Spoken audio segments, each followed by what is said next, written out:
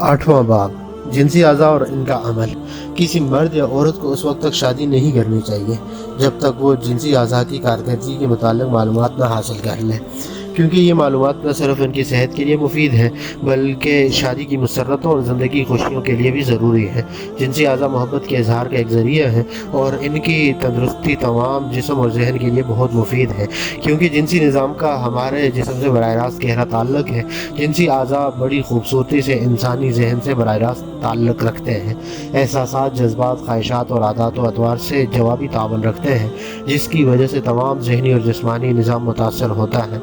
जिनसी अज़ा यही नहीं बल्कि अंदरूनी गुदूद जिनसे रुतूबतें खारिज होती हैं, खून की नालियों में जा मिलती हैं, जैसा कि दीगर गुदूद करते हैं जिन्हें हार्मोन कहते हैं। इनका मुशाहिदा खुर्दबीन के ज़रिए किया जा सकता है। ये रुतूबतें जिस्मानी नशोनुमा के लिए बहुत मुफीद होते हैं। मुख्तलिफ गुदूद जो मुख्तलिफ हार्मोन बनाते हैं असल में सेहत और जिस्मानी नशोनुमा के लिए मुश्तरक तौर पर काम करते हैं। अगर इन गुदूदों में तवाज़ुन बरकरार न रहे या सही काम करना छोड़ दें तो सेहत का ख़राब होना यकीनी है। जब हम इस नतीजे पर पहुंच जाते हैं कि जिनसी अज़ा हमारे दीगर जिस्मानी अज़ा ही की तरह है तो हम सब का फ़र्ज़ हो जाता है कि इसकी ज़रूरत को समझते हुए इनके मुताल्लिक़ भी सही मालूमात हासिल करें। इस सिलसिले में एक बात ये जहन नशीन करानी चाहती हूँ कि शादी करने वालों में या शादीशुदा जोड़ों को गलत और गुमराह कुन तसव्वुरात में पनाह नहीं लेना चाहिए। ना ही मालूमात का दायरा अपनी जिन्स अज़ा तक महदूद रखना चाहिए बल्कि मुखालिफ जिन्स के मुताल्लिक़ भी जानना ज़रूरी है। अगली हेडिंग है शादी की कामयाबी का इन्हिसार। शादी की कामयाबी का इन्हिसार जिनसी अज़ा की सही कारकर्दगी और हम आहंगी पर है। इसके बगैर पायदार और गहरी मोहब्बत नामुमकिन है, क्योंकि इन्हीं की बदौलत मियाँ बीवी मुकम्मल तस्कीन और सही मेलाप कर सकते हैं। आइए अब हम इन अज़ा की कारकर्दगी और साख पर रोशनी डालते हैं। सबसे पहले बात जो जिनसी अज़ा के मुताल्लिक़ हमें समझना और जानना चाहिए ये है कि मर्द के जिनसी अज़ा बाहर की तरफ होते हैं लेकिन औरत के जिनसी अज़ा जिस्म के अंदर होते हैं। मर्द के खुशिये जिनकी तादाद 2 होती है बाहर की तरफ एक थैली में लटके होते हैं। अगली हेडिंग है प्रोस्टेट ग्लैंडर्स। प्रोस्टेट ग्लैंडर्स भी मर्द के जिनसी अज़ा का बहुत ज़रूरी हिस्सा है। इंतशार और जोश की हालत में जब उज़्व तनासुल सख्त हो जाता है इसकी बारीक नालियों में खून का दबाव पड़ना होता है। ये नालियाँ 3 बंडलों पर मुनहसर होती हैं। उज़्व तनासुल को 3 हिस्सों में तकसीम किया जा सकता है। इन नालियों यानी रगों के 2 बंडल या मजमूए बैरूनी हिस्से को सख्त करते हैं और तीसरा बंडल या मजमुआ इस बड़ी नाली का होता है जो पेशाब की गुज़रगाह का काम भी देता है और मनी भी इसी रास्ते से खारिज होती है। ये तमाम रगों से ताल्लुक़ रखता है। खशवा या खशफा। खशवा मर्दाना अज़ा में सबसे ज़्यादा हसास जुज़्व है। एक बारीक सी झिल्ली में मलफूफ होता है जब तक कि खतना ना हो। खशवा छोटे छोटे बहुत से ग्लैंडर्स का मजमूआ होता है। इस हिस्से की सफाई का बचपन ही से ख्याल रखना चाहिए वरना गंदगी से खारिश या जलन होने का अंदेशा होता है। इसकी सफाई की तरफ दुनिया में सबसे पहले यहूदियों के ने तवज्जो की और उन्होंने ही खतना को रिवाज दिया जो आज तक चला आता है।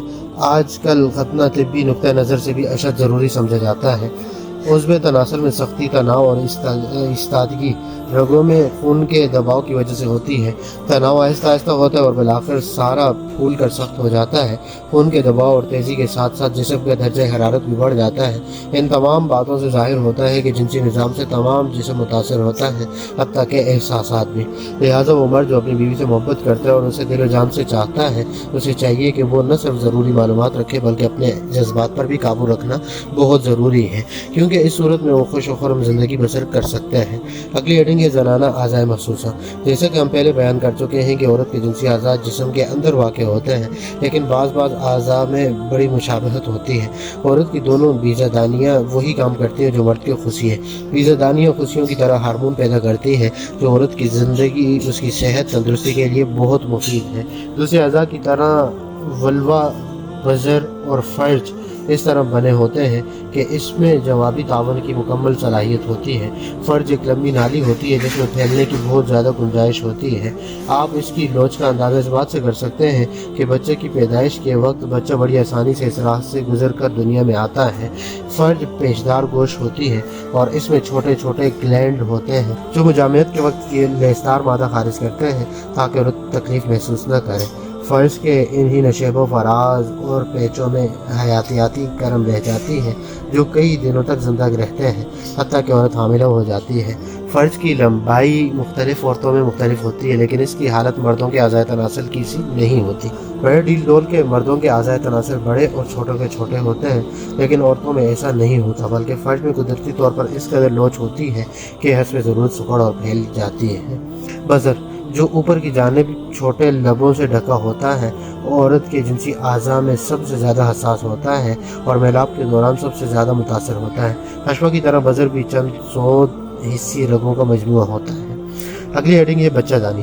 بچہ دانی مثانہ کے قریب ہوتی ہے اور یہ عورت کے جسم کے بہت ضروری اعضاء میں سے ایک ہے۔ اس میں بچہ 9 ماہ تک پرورش پاتا ہے۔ اس کی شکل ناشپاتی کے مشابہ ہے جو الٹی لٹک رہی ہوتی ہے۔ بچہ دانی کا منہ فرج میں آ کر ایسے لگتا ہے جیسے انڈا پیالی میں رکھا ہوا ہوتا ہے۔ میلاب کے وقت چونکہ رگوں اور پٹھوں میں سختی پیدا ہو جاتی ہے اور مرد کی منی بھی یہیں قریب ہی جھٹکوں سے گرتی ہے، جس کی وجہ سے حیاتیاتی کرم آگے کی طرف بڑھتے ہیں اور جب حمل ٹھہر جاتا ہے تو 9 ماہ تک بچہ دانی میں بچہ پرورش پاتا ہے۔ بچہ دانی حسب ضرورت آہستہ آہستہ پھیلتی جاتی ہے حتیٰ کہ بچہ پیدا ہونے کے وقت سکڑنے لگتی ہے۔ اس کی سکڑن سے بچہ باہر کی طرف دھکیلا جاتا ہے اور یہ عمل اس وقت ختم ہو جاتا ہے جب بچہ باہر آ جاتا ہے۔ بچہ دانی لوچدار ہونے کے ساتھ ساتھ مضبوط بھی ہوتی ہے، لیکن بعض اوقات کمزور ہو کر فرج میں آ گرتی ہے، جس کی وجہ سے عورت کو جنسی میلاب کے وقت تکلیف ہوتی ہے۔ بچہ دانی کا اوپر کا حصہ قاذف نالیوں سے ملا ہوتا ہے۔ قاذف نالیوں ہی کے ذریعے بیضہ بچہ دانی میں آتا ہے، عورت حاملہ ہوتی ہے۔ انڈا بیضہ دانیوں سے حیض کے ایام کے بعد نکلتا ہے۔ حیض ہر تندرست عورت کو 28 دن کے بعد شروع ہوتا ہے۔ میں نے پہلے ذکر کیا کہ مردانہ اور زنانہ اعضاء میں بہت مشابہت پائی جاتی ہے۔ اس مشابہت کی ایک مثال بیضہ دانیہ ہے۔ بیضہ دانیہ مرد کی خوشیوں کا جواب ہی سمجھیے۔ اس کی شکل بادام کی سی ہوتی ہے۔ بیضہ دانی بچہ دانی کے دونوں طرف ہوتی ہے۔ انڈے بیضہ دانی ہی میں پرورش پا کر قاذف نالیوں کی راہ سے بچہ دانی میں آتے ہیں۔ مرد کے حیاتیاتی کرم اور انڈا میں اگر کچھ فرق ہے تو صرف اتنا ہی، حیاتیاتی کرم باہر آ جاتے ہیں لیکن انڈے باہر نہیں آتے، بلکہ عورت کے جسم کے اندر ہی رہتے ہیں۔ ہر ماہ عورت انڈا دیتی ہے۔ اگر استقرار حمل نہ ہو تو انڈا بچہ دانی میں آ کر خود بخود ضائع ہو جاتا ہے۔ پردہ بکالت۔ پردہ بکالت ایک باریک سی جھلی ہوتی ہے۔ بعض اوقات یہ تمام فرج کو روکے ہوئے ہوتی ہے اور بعض دفعہ نصف گولائی کی شکل میں ہوتی ہے۔ گزشتہ زمانے میں بکالت کا پردہ ہونا کنوارپن کی علامت سمجھا جاتا تھا، لیکن موجودہ دور میں ایسا نہیں، کیونکہ بچپن میں کھیل کود یا کسی حادثہ کی بنا پر پردہ بکالت کے پھٹ جانے یا ضائع ہو جانے کے قوی امکانات ہیں۔ تحقیق سے یہ پتہ چلا ہے کہ کسی لڑکی میں پیدائشی طور پر بھی عدم وجود کا ہونا بڑی بات نہیں، لہٰذا پردہ بکالت کی عدم وجودگی میں کبھی بھی یہ خیال نہیں کیا جا سکتا کہ لڑکی شادی سے پیشتر اخلاقی قیود توڑ چکی ہے۔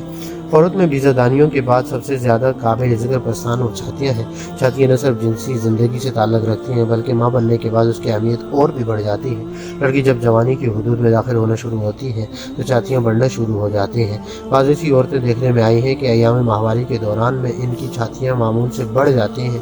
اس میں کوئی ایسی قابل ذکر بات نہیں، البتہ یہ ظاہر ہوتا ہے کہ بیضہ دانیاں اور بچہ دانی صحیح کام کر رہی ہیں۔